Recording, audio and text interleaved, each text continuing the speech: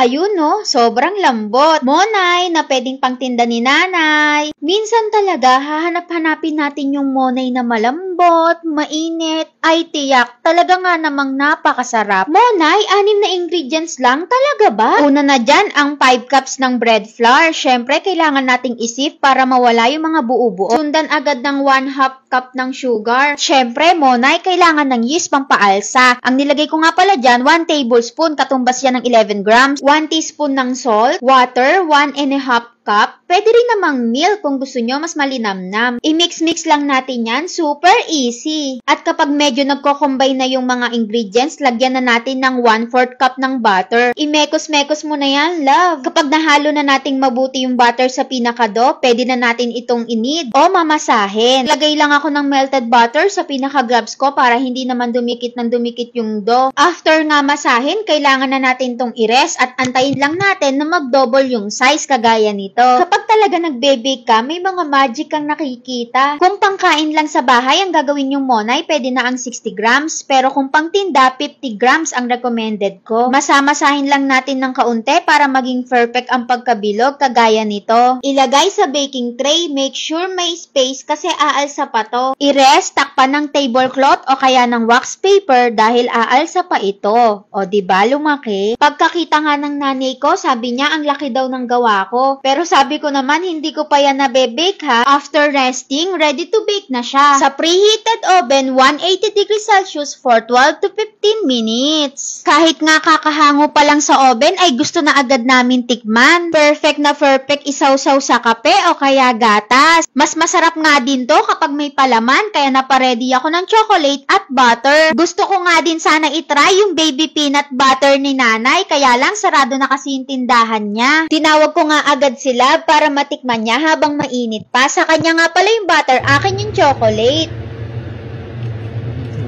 Ang sarap na!